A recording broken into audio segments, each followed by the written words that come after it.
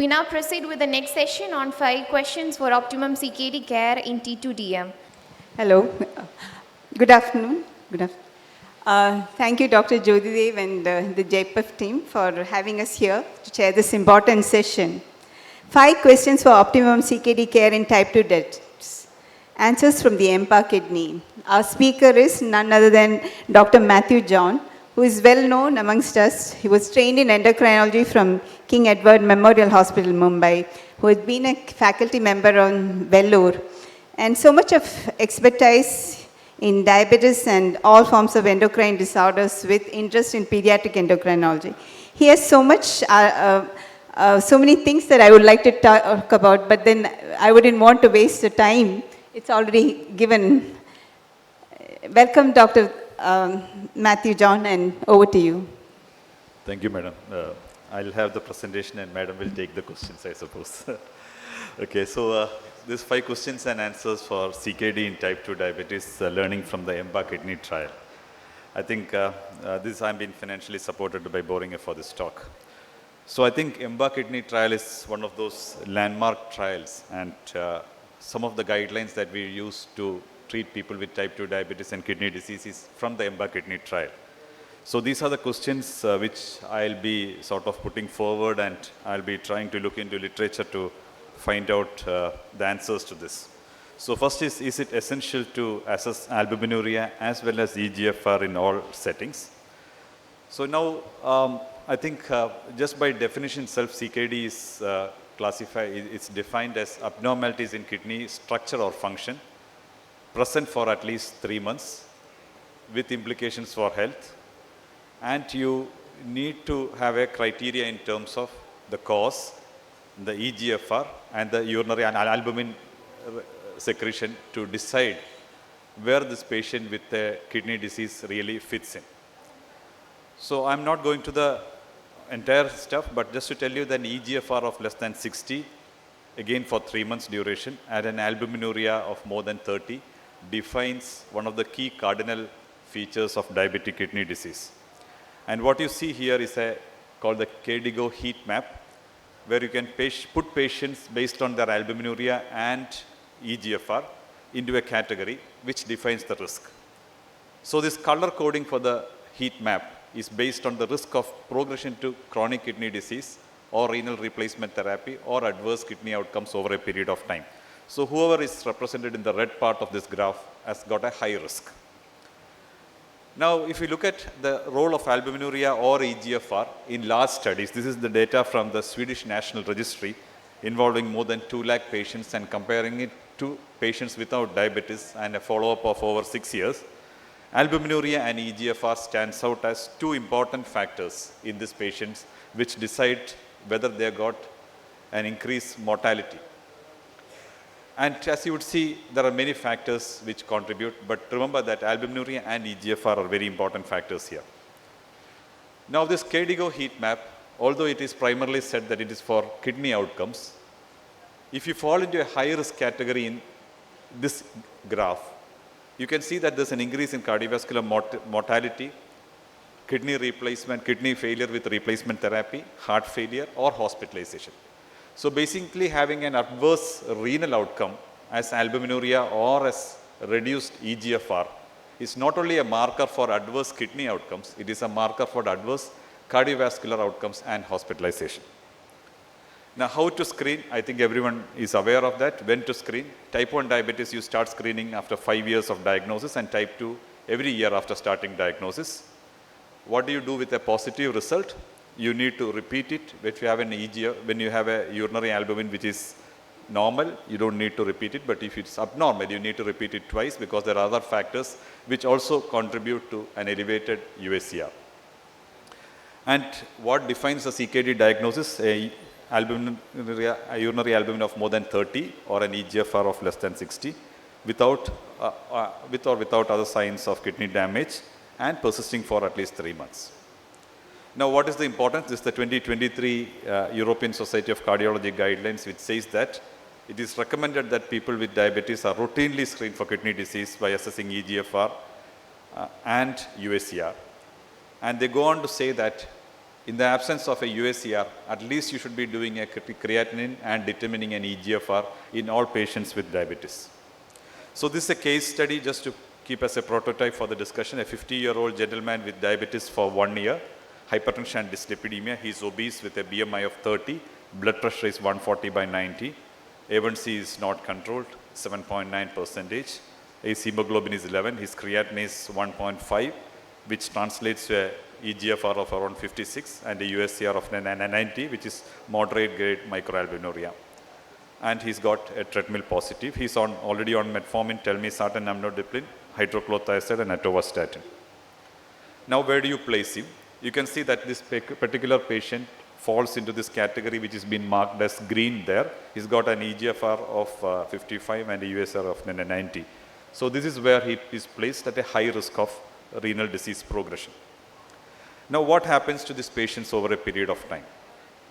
Traditionally, if you go back to the pathology that you have read in Robbins or to the medicine stuff that we have learned, at least what I have learned many years back, people with hyperglycemia or diabetes, they progress on to urinary albumin which is slightly elevated, previously called as microalbuminuria. Then they go on to have macroalbuminuria. And once you have macroalbuminuria, you have a progressive reduction in eGFR which happens. That is the first curve which goes all the way there and goes down. That is the first trajectory. The second trajectory is that some patients can regress, the urinary albumin can regress to normal. It can be because of a natural regression. It could be because of the patient has got intensive glycemic control, a better blood pressure control, or a RAS inhibitor being added, which can regress the microalbuminuria, or an SGLT2 inhibitor getting added there. Then there are certain guys who are rapid decliners. So they don't follow the traditional microalbuminuria, macroalbuminuria path. They just rapidly progress. And then there is a variety called the non-proteinuric or non-albuminuric DKD, which does not have albuminuria as a marker, but still have a gradual progression or a variable course of disease. So we are very interested in this group, that is the rapid reducing, people with rapidly reducing eGFR. So studies have shown that when you have a more rapid reduction of eGFR, you have a substantial increased risk of macrovascular and renal events. So having a phenotype of a rapid progressive diabetic kidney disease or rapid worsening of eGFR is something which is adverse to the patient. People with diabetes in this particular study from India are shown to have a higher risk of rapid progression of diabetic kidney disease. And this data from the ACCORD study to show that whatever be your baseline eGFR, that is given as the first column, and whatever be the albuminuria, whether you have albuminuria or you don't have albuminuria, you have a better eGFR or you have a bad eGFR. Either way, if you are a rapid progressor, you have an increased risk of heart failure. So again showing that being a rapid progressor among the entire spectrum of diabetic kidney disease is not a good thing to have. But the optimistic thing is that if you have methods to reduce this rapid progression, you can in fact produce improvements in terms of kidney outcomes. So this is the database which show meta-analysis showing that based on your baseline disease of kidney disease, CKD, diabetes, glomerular disease or baseline cardiovascular disease, if you have diabetes and you are able to retard the progression of kidney disease or albuminuria or eGFR worsening, you can in fact reduce kidney disease. And how can we retard the progression of eGFR? It could be due to multimodal interventions which include blood pressure control, use of RAS inhibitors, use of SGLT2 inhibitors or finerenone. And you can see which each of this intervention, you're trying to postpone the follow-up time to kidney failure, again means more towards the right. So basically saying that you are trying to delay the requirement of dialysis or you're trying to delay the requirement of any other renal transplant or anything for a long period of time as you continue to use more and more interventions for these patients. Now, what is the optimum point of intervention with SGLT inhibitors in the progression of chronic kidney disease? Where do you really intervene in these patients? So this is the EMPA-KIDNEY outcome study, again one of the most discussed and talked about and even the most cited studies in literature. So this, as you are aware, was a cardiovascular outcome study. This is not a renal outcome study. This is a cardiovascular outcome study, which looked at people with high cardiovascular disease risk and what happens to their outcomes when they take empagliflozin. But there were patients in this group who had albuminuria. There were patients in this group who progressed on to adverse renal outcomes, because these are all people with diabetes who are randomized to the EMPA-KIDNEY outcome study. So if you look at outcomes like incident or worsening nephropathy, progression to macroalbuminuria, or doubling of serum creatinine, initiation of renal replacement therapy or renal death, these are all very important renal outcomes. You can see that every outcome, even in a person who does not have albuminuria, is reduced when you use empagliflozin in the EMPA-KIDNEY outcome study. Now again, we are going back to those guys called the rapid decliners. So here, there is a definition for rapid decliners. The KDIGO definition is those who decline for more than 10 ml per year. The EMPA-KIDNEY outcome study used a cutoff of 3 ml per hour, 3 ml per minute per year. And what you can see here is that irrespective of whether your eGFR is more than 90 or 60 to 90 or 45 to 60 or less than 45, whether your urinary albumin is high or low, if you are using empagliflozin in the EMPA-KIDNEY outcome study, the risk of rapid declining of renal dysfunction is reduced by empagliflozin. So, irrespective of baseline eGFR, irrespective of your baseline UACR, you have a reduction in rapid declining. I showed you overall declining, I showed you rapid declining. Now, conversion to albuminuria means normoalbuminuria. If you have microalbuminuria, you can get converted to normoalbuminuria. Or if you have macroalbuminuria, you can get converted to microalbuminuria or normoalbuminuria. Again, if you are on empagliflozin in the EMPA-KIDNEY outcome study, you had more chances of getting converted to normal renal functions here. And this is the entire data of all the cardiovascular outcome trials of SGLT inhibitors put here. And you can see that empagliflozin did well in terms of major adverse cardiovascular outcomes, CV death, all-cause mortality, hospitalization for heart failure, and chronic kidney disease. And you can see that something which is very consistent across all these trials is that the chronic kidney outcomes have been consistently reduced by all SGLT inhibitors. Now, where does EMPA-KIDNEY come into this entire picture? That we know that outcomes are reduced. But all the cardiovascular outcome trials had patients with normal renal functions at baseline. Now, if you have an abnormal renal function, or rather if you're looking at patients with purely kidney disease, so this has been studied in 3 important studies. One is the CREDENCE study of canagliflozin, the DAPA-CKD study of dapagliflozin, and the EMPA-KIDNEY study of empagliflozin. And what has been special about the EMPA-KIDNEY study is that if you go back many years back into when this SGLT inhibitors came into practice, we had an eGFR cutoff of 45. You should not be starting a SGLT inhibitor if your eGFR is less than 45. Subsequently, it got lower and lower. And after the EMPA-KIDNEY study, which recruited patients with an eGFR of more than 20 and found that these patients also will benefit from this SGLT inhibitor outcomes, EMPA-KIDNEY study did enroll a group of patients who are at much worse renal function. That means they did an eGFR of 20 or above, or 40 or above, 45 or above with albuminuria. So which basically brings you the question, there were some patients in EMPA-KIDNEY study even without an elevated urinary albumin, because all the earlier studies had to have urinary albumin as a criteria. Here, as I showed you in the initial graph, there are certain patients in type 2 diabetes who don't have albuminuria but have an elevated creatinine or a reduced eGFR. Even these patients were included in the EMPA-KIDNEY study. And what you can see here is the representation. I have marked those in with arrows. So patients with lesser degree of eGFR were much more represented in the EMPA-KIDNEY study. People with less urinary albumin, less than 30, were represented. And also who were not having diabetes, like hypertensive kidney disease, glomerular disease, tubulointerstitial disease, unknown etiologies, were all represented in the EMPA-KIDNEY study. Now coming to the outcomes, I think this was again listened many times. So there's a reduction in end-stage renal disease, end-stage kidney disease or CV death, end-stage kidney disease or all-cause mortality. These are very hard outcomes where everywhere empagliflozin did reduce the outcomes in people with chronic kidney disease. Now, if you look at various, again, subcategories, having high albumin, normal albumin, or you having a different etiology of a renal disease, you can see that all patients in EMPA-KIDNEY on an average, there's a 50% reduction in progression of renal disease. That is the eGFR decline. And what does this translate into? So if you are able to prevent decline, you are preventing a patient moving from a better eGFR to a dialysis stage. So you are effectively postponing the requirement of renal replacement therapy.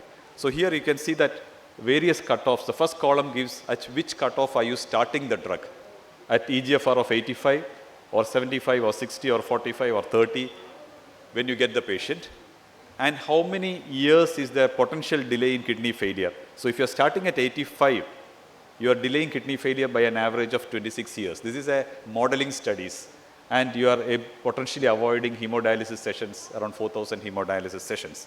So this translates into a cost saving for the patient and also in terms of a quality of life improvement for the patient, so they can delay dialysis over a longer period of time. And the last part of the EMPA-KIDNEY study is not only in kidney disease, but also in death from cardiovascular causes, EMPA-KIDNEY did produce benefits. Now, how should the stewardship be optimized for SGLT inhibitors in CKD? We know that as patients with a start on SGLT inhibitors, they have an early dip in eGFR which happens. And you are aware that when we are using RAS inhibitors also, this sort of dip used to be happening. And it is a modest increase in serum creatinine level happens, but which eventually stabilizes and the patient goes into a stage where SGLT inhibitors eGFR decline is less than that of the placebo. So the initial dip in eGFR is very well known with empagliflozin and all SGLT inhibitors. And if you go back in literature to RAS inhibitors or the newer MRAs also, the same thing happens. But this is the KDIGO guidelines which says that healthcare providers should avoid the urge to stop these kidney protective agents, particularly because these early dips are typically reversible and not an indication of drug toxicity. So someone has got a mild elevation in creatinine after starting SGLT inhibitor, you should not be withdrawing the therapy. And there was some data from the RAS inhibitors trials to show that people who have the early dipping did have long-term benefits better than people who did not have the dipping. So this is data from the EMPA-KIDNEY study which shows that for SGLT inhibitors, it did not really matter whether you have a dipping or non-dipping. So whether you are a dipper or a non-dipper, they had almost similar benefits in terms of CV death, heart failure, and renal disease progression. These are again mechanistic data to show that it can reduce fluid overload in people with type 2 diabetes and kidney disease. And in older patients or patients who are not patients who are really frail. So previously, I think if you remember, we had a concern that we should not be using SGLT inhibitors in older patients. So this is from the post-hoc analysis of EMPA-KIDNEY to show that even if the patient is frail, is otherwise healthy, can be a candidate for empagliflozin. Empagliflozin and SGLT inhibitors again increase hemoglobin in patients, and this is data from the EMPEROR preserved study looking at preserved heart failure. There's almost a 0.5 gram per DL increase in hemoglobin in patients who are on empagliflozin compared to placebo, and this is believed to be different mechanisms which are erythropoietin related and non-erythropoietin related, and partially due to hemoconcentration which can happen when you take a drug which produces osmotic diuresis. Now coming to the adverse effects, the genitourinary tract infection, this is the various programs, the EMPA-KIDNEY, Canvas, Credence, etc., to show that genital mycotic infections were increased in patients using SGLT inhibitors, but not urinary tract infections. Again, similar data from large studies to show the same fact. So this is a bit more complicated picture, but for need of time, I'd like to just tell you that asymptomatic bacteriuria and history of genitourinary infections are not contraindications for SGLT inhibitors. Anyone with a recurrent genitourinary infection should be evaluated for underlying causes. If the potential cause can be corrected, you can consider restarting SGLT inhibitors in these patients. Counseling about perineal hygiene and maintenance of increased water intake should be given to patients who are able to do that. And again, aggressive glycemic control can also help in preventing genetic mycotic infections in these patients. So sick day rules are very important for all the drugs, including ACE inhibitors, diuretic, SGLT inhibitors, etc. For SGLT inhibitors, there's a risk of euglycemic ketoacidosis if you have starvation or if you have hypoxia or dehydration. So we need to stop these drugs at least 2 to 3 days prior to a planned surgical procedure. And if the patient is inpatient with high risk of hemodynamic disturbance, best to stop it and restart it later. And finally, coming to the last 2-3 slides about guidelines. I'm not going to the case, but this is the UK kidney guidelines and this is the KDIGO guidelines, just to show that anyone with an eGFR of more than or equal to 20 should be on an SGLT inhibitor if you're having type 2 diabetes and CKD. CKDs with heart failure, and then the typical all recommendations of having albuminuria with or without normal renal functions. Now this again an important slide. I'm not going to details of this, but just to tell you that whenever you're planning to stop an SGLT inhibitor for any reason, which is a hospitalization or a surgery or something, you should have a plan or a temporary stoppage of SGLT inhibitor for a, say, a urinary tract infection. You should have a plan to restart it after the infection or the precipitating factor is over, so that patient continues to get the benefit of an SGLT inhibitor throughout the rest of his life. Before I close it, I'd like you to invite to 2 conferences. One is August 10th, Sunday at Hyatt Regency, we have the KendaCon. That is the state conference of PACE. This is the first time it is coming to Trivandrum. And Diabetes Dialogues, our own conference, which is happening on October 25 and 26 at Trivandrum. Thank you.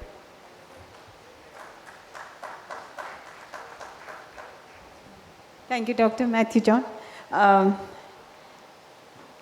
So we know that it's essential to, I think the KDIGO guidelines, and there is consensus between the ADA regarding the starting of SGLT2 inhibitors. And there has been a conference trial talking about empagliflozin. Only thing is the cost factor. So I think if you look at the long-term aspect, if you retard the chronic kidney disease, you can also prevent cardiovascular disease. Yeah. So do you have any opinion? No, but now the cost has become generic. It is Finerenone. Yeah, Finerenone when it comes. Confidence trial, they have Finerenone also. no, as far as the empagliflozin and DAPA, they are under generic. Does the audience have any question to ask?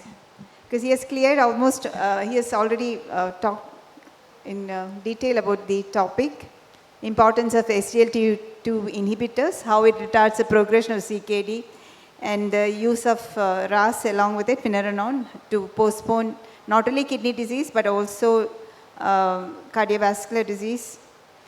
I think it looks like because of its pleiotropic effects, it's here to stay. And maybe we are looking at a brighter future. Thank you so much, Doctor. If no more questions. I think it's important to understand the mechanism, how these drugs protect the kidney. I think the most important thing is the afferent arteriole and the efferent arteriole. I think the afferent arteriole constriction is caused by these agents, which actually prevents the hypertension being reflected on the kidney and protecting the kidney. So I think, and again I think some decrease in the eGFR is known with these people, maybe about 30%, but then it will be transient and may come back to normal. But then if the eGFR goes 50% below, you have to be careful. You may have to stop some of these drugs like the ACE, ARB or ARNI, if persistently the eGFR is below 50, but transient 30% and it may settle, and actually that is the thing which gives the benefit to the kidney. And I think this increase in the hemoglobin, I think, is an important side effect. We have had patients in which I think the hemoglobin has gone up significantly after starting this drug, maybe because of the erythropoietin effect, and we had to actually stop the drug in one patient. So I think you have to look into that aspect also. And again, I think microalbuminuria less than 30 is also has some significance. I think, so that also I think, and 30 to 100 is now, it is actually micro earlier, now it is moderate microalbuminuria. So even less than 30, I think you have to, maybe intense lifestyle modification and control of all the risk factors is very important for further progression to the macro, the moderate and the severe albuminuria. Yeah, one question to Madam. Madam, do you continue this in hemodialysis patients or you stop it? What is? Actually, up to recommendation is up to 20 you can continue, but if the patient is already on the medicines, you can continue because some of them have heart failure also. So we do continue with the medications. No, but they say if the patient is on dialysis, you can still continue because of the pleiotropic cardiac effects. You can probably still continue if the patient is still on with an eGFR 20. And for finerenone, the eGFR is up to 25. Yeah. Thank you so much. Thank you.